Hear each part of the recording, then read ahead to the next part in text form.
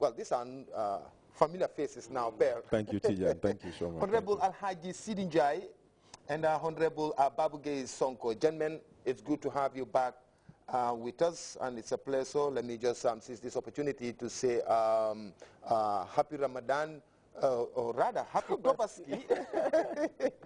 It's a happy Tobaski to the first family and the entire Muslim Ummah. Gentlemen, it's good to be back again, like I said. Thank you very much, Tijan. Good evening, viewers. And it's always nice to be back with you. As we indicated, the National Bantaba, no rumors, no speculation, frank discussions. On behalf of the National Bantaba team, that is those of us here, 4 of us, including Jaliban Sujobati, the Deputy Director General of Grts, Abdou Toure, Alaji Mamou Toure, and the entire cameramen and those technicians.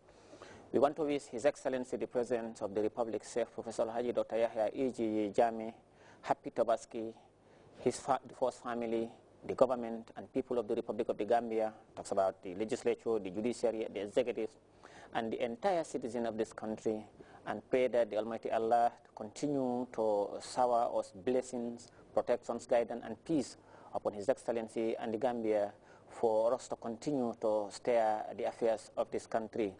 Tijan, as you indicated, responsible citizenship is a very broad topic, as we indicated, and I just want to continue where we stopped last week, where I was indicating, and I want to inform our dear listeners that we will also be joined live on the telephone by the Chairman of the National Council for Civic Education, Alhaji Mamadou Diouf, who will also dilate on that very important topic as one of the very important key under his institutions. Alhaji Mamadou, Tijan, last time where I stopped is that the responsibility that government created for the citizenship, for them to be able to partake in nation building, and also for them to feel that their government has done much for them and what is expected of them as a citizen. Tijan, no government in the world can do it alone. And no, however powerful the economies of any country, cannot satisfy the citizenry. And as such, government creates the enabling environment. They pave the way to allow citizens who are not being opportune to be absorbed by government to come up with private, to set up private businesses in order to increase production and productivity in any given country. Tijan, the Gambia, we are endowed with very, very precious jewel. That is the peace and tranquility that we continue to enjoy. And it is as a result of the citizens themselves, their desire and their ardent belief in living together as one family, in living together as responsible citizens, together with government, then we will be able to move the country higher height. But as I indicated last week, I mentioned the interventions of government on infrastructure, on education, on health, on agriculture. You look at the human resource capacity of the country prior to 1994 and 1994 to date. Government have invested millions of dollars only building the human capacity of the citizens to give them the most important weapon on earth, that is education. That's the power of the pen. People, irrespective of the regions where we come from, irrespective of our culture, irrespective of our tribe, irrespective of our political affiliations, governments have brought education to the doorsteps of every Gambian. And to some extent, the girls' child free education uninterruptedly, grade 1 to grade 12. We have seen the proliferation of tertiary institutions coupled with the University of the Gambia, where various fields of education and degrees have been taught at the university. Now, government has done that. It is our responsibility to acquire knowledge. It is our responsibility to pay government back, to what they have invested in us as citizens. Tijan, government cannot employ everybody in the offices. Those of us also who are not opportune to go to school, you go to the market. For instance, after the Tobaski, even fish you cannot have. I even wanted to get raw groundnut, but a cup of groundnut, that, because most of those who are engaged in those hawking business, those petty trading, most of them are non-Gambians. Us as Gambians, we sit at home and say, Dekabi defanahari, and then offices cannot employ all of us. That also is part of responsible citizenship. You allow non-Gambian to come to your country, to come to the Gambia, use that prevalent environment, that is conducive environment, the peace, the free market policy that is provided by government, and look at the subsidies that government does at the expense of taxpayers' money only to satisfy the Gambian business. But it is being grabbed by the non-citizens.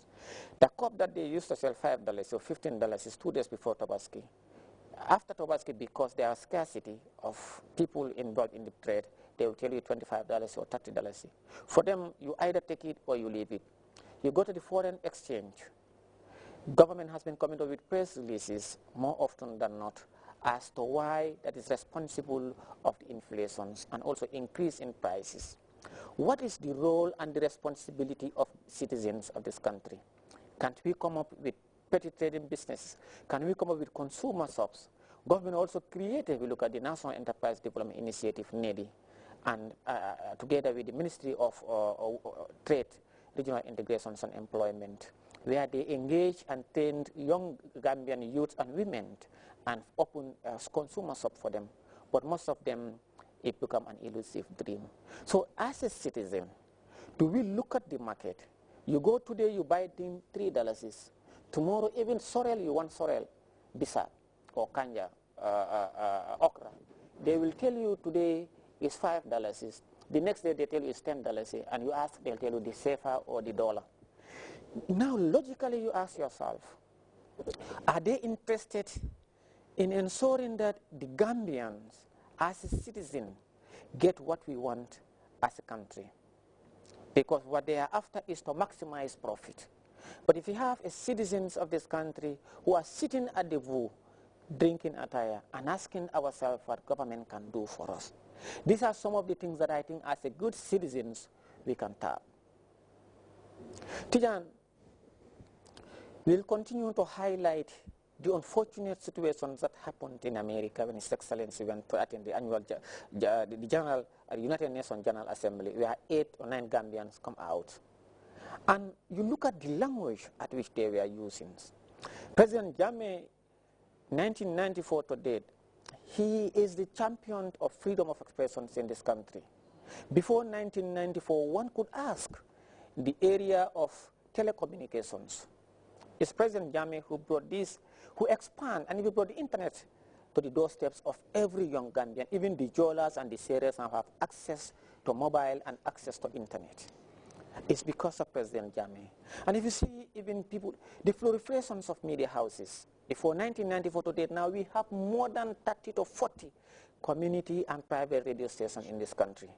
The newspapers has just been wonderfully well. Government is responsible of issuing license to those people. If government is against press freedom, if government is anti-media, if government is anti-human rights and democracy, would government issue license to those people to operate? No, and they are operating freely. I need not to belabor much. We have even newspapers which is politically oriented. It belongs to a political party. And every day they continue to write stories that are critical to government. But they still are operating. Now let's give what is due to Caesar.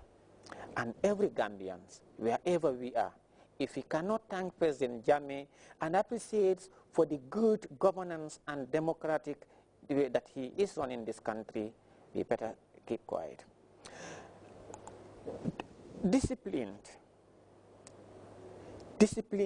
breeds responsible, and it breeds peace and stability.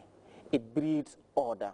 It brings in respect for rule of law, and it brings democracy could go